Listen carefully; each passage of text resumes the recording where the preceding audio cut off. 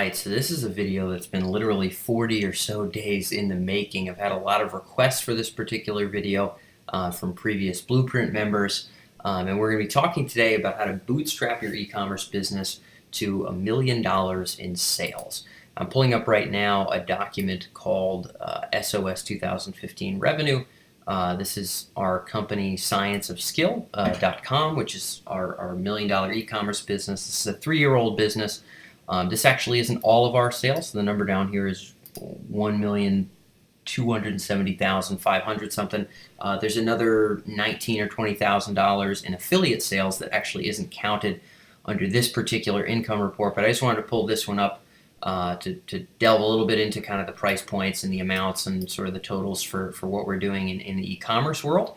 Again, in terms of growing this business, this was a 3-year. We've been running this business for 3 years now, and finally really busted the $1 million mark, and it's been entirely bootstrapped. And I know a lot of folks. I'm out here in Silicon Valley now. There's a lot of folks that are raising money, but there's still a whole lot of folks in the small business world, or who even have established businesses, who really want to understand the bootstrap game and know a little bit about not only how we grew our business, but how it could apply to their own in terms of growing sales and revenue online. So I'm going to talk today about 3 core points. I'm going to keep this video under 15 minutes. I am not going to allow myself to ramble, but I'm going to talk about the major tenets of what allowed us to grow scienceofskill.com to a multi-million-dollar business in its 3rd year, 100% bootstrapped. So I'm going to talk about each one of these following principles, which also has kind of a corollary mistake that I've made myself in order to learn these hard lessons and grow our company as much as we have. So without further ado, first things first, nail your product market fit. Those of you who are followers of Sean Ellis and sort of the real deal growth hackers out there will know the definition of product market fit. In layman's terms, product market fit is ensuring that you're building something people care about, building something that there are raving fans for, building something that delivers real value to a particular market. Okay, when we first started scienceofskill.com, it began in a very small kind of martial arts niche. Now it encompasses tens of thousands of customers across multiple niches, but it began in one very small martial arts niche, and we sort of made products by guessing. So it was almost entirely just me from the get-go, as well as a little bit of help from my buddy Tim, who's still with me now today, is really my right-hand man. But back then, the business was nothing, and we were sort of pulling product ideas out of you-know-where, and creating products, and 1 in every 3 products would be reasonably popular. The other ones would just sort of go to the waste bucket, and we have dozens of products now that almost never get sold, and that's because in the beginning we were making a lot of guesses. Luckily, some of them were somewhat educated, but they were really guesses with respect to what people would actually care about. Nailing product market fit is understanding what constitutes legitimate value to your particular market. And there's 2 core ways I'm going to talk about doing this that I've done both of these extensively and had to learn the hard way that these really matter. Learning the hard way means struggling for a long time at a lower level of revenue than you'd like. That's what I mean by that, by the way. So very quickly, modeling the best in your industry. So we moved into the fitness and the self-protection space, and fortunately there are very, very large players in those spaces. There are 9-figure businesses, making hundreds of millions of dollars, selling instructional material and equipment in the fitness space. And there's very solid and healthy 8-figure businesses that are selling to the self-reliance, self-protection space. And if you want to count bigger businesses around camping and things like that, there's billion-dollar players. But in the instructional, tutorial, kind of information and tutorial world, there's solid 8-figure players in this space as well, in the self-protection, self-reliance space. So beginning with, what are these folks selling a lot of? What are they promoting a lot of? What seems to be rather popular with these folks? What are people talking about the most on forums from what these people are offering? Getting a feel for what people genuinely like and what is getting moved a lot in your industry is a great place to start. It's not a place to end your research, but it's a good place to start. When you first begin a company and you haven't done your own customer research, you don't have a big pool of your own buyers and subscribers, it's massively helpful to understand and start with what the best players in your industry are doing. After which, there is literally no substitute for one-to-one research with your own customers and your own prospects. So whether this is surveys on social media, I really like surveys via email. Those are a great place to start in terms of determining what is the major problems these people are struggling with.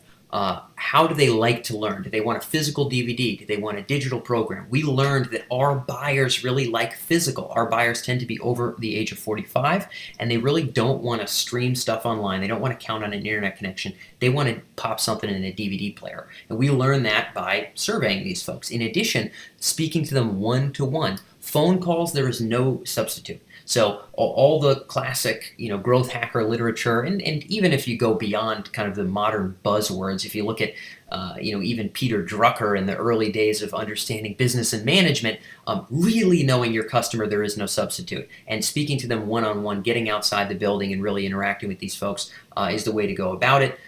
So on the phone, for us, calling individual buyers. You release a new product, call the first 20 or 30 buyers. If you want to have an underling do it, then you have them record the phone calls and you have them lay out the learnings that they gleaned in an actual spreadsheet that you can learn from. If you begin from this place, if you dial in all of your new offerings by calling the buyers fresh and right away, and you start off in any new industry, niche, or domain by modeling the most successful folks in your industry, you can learn adamantly what it is that constitutes value for your buyers and only create products that will be hits, or at least have a very good chance of being hits. Okay, we got to move along.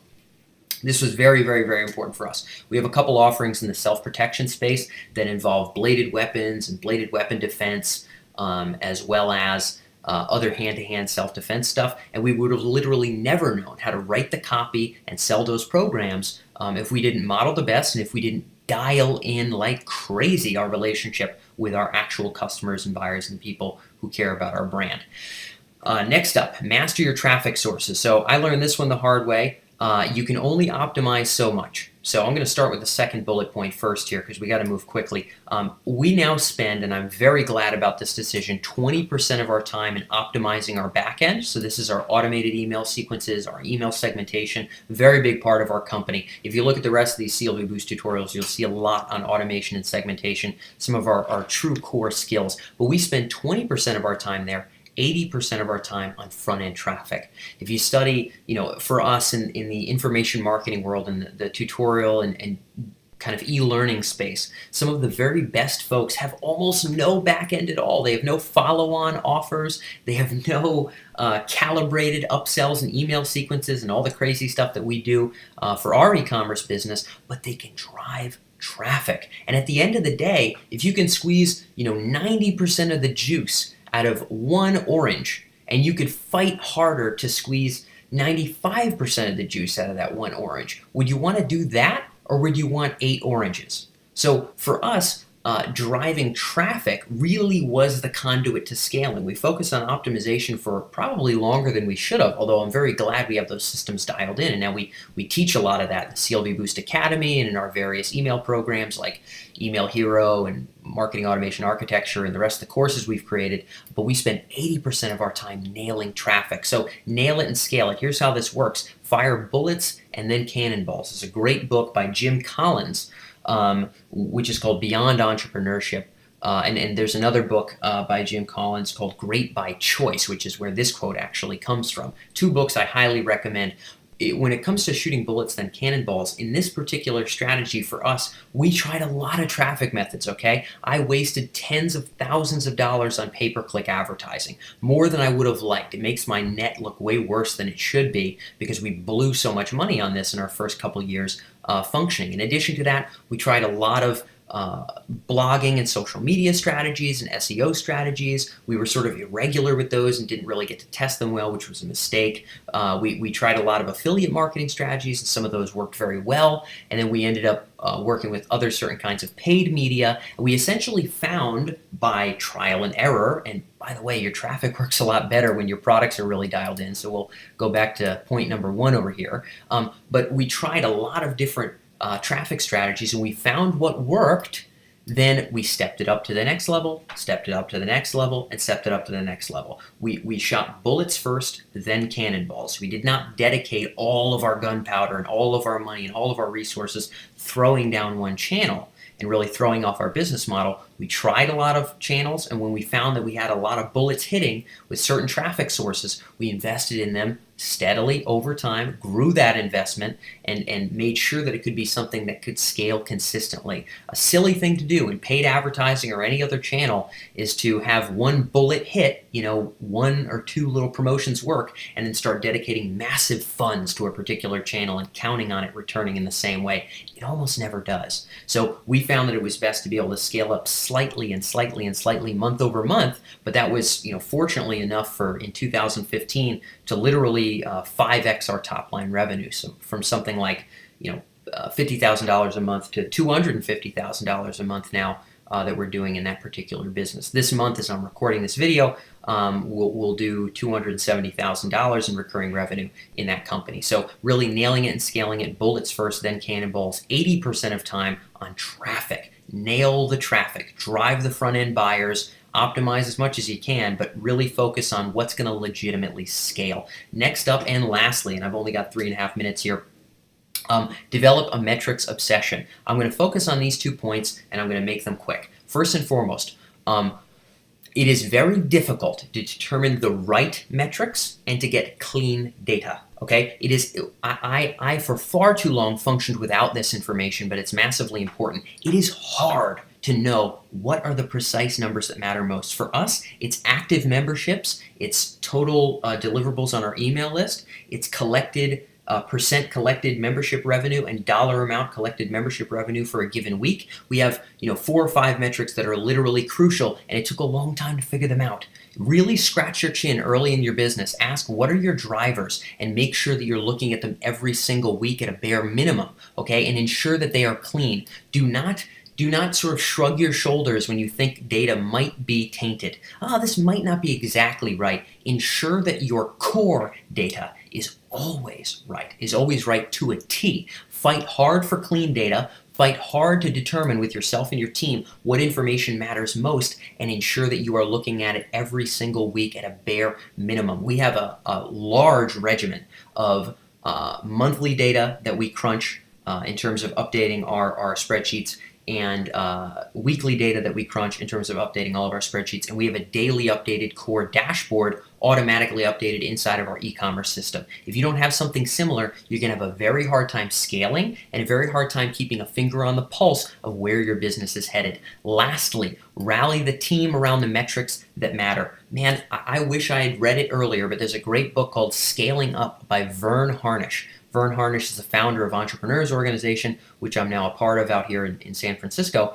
And the book is called Scaling Up. He speaks specifically to determining your core metric. For us, that's active subscribers, and really rallying your team around looking at that number on a regular basis. And so now on most of our daily huddles, I and my team here at Science of Skill, we will look at where are we for our actual monthly actives in terms of how many people are still active in our membership programs, which is the core basis of our revenue stream in that profitable e-commerce business that we've bootstrapped. And shucks, there is almost no way at all that we could have the entire company geared towards our core goal if we didn't all have a number to stare at. And that is the hard work. The hard work is not putting it into a spreadsheet. The hard work is thinking hard about the right metrics, a limited number of right metrics, the 2 to 6 metrics that you cannot live without, and then making sure that data is 1,000% clean. Do not taint it.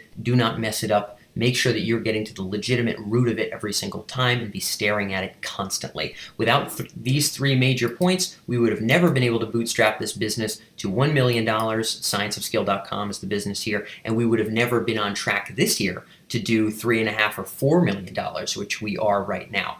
I hope that some of these lessons translate well to your own e-commerce businesses or any kind of business online. If you have questions or you have comments, drop them down in the comments down below. And if you like this video, you want to learn more about how we've grown our businesses, go ahead and subscribe somewhere over here to the rest of our CLV Boost tutorials. I look forward to catching you next time.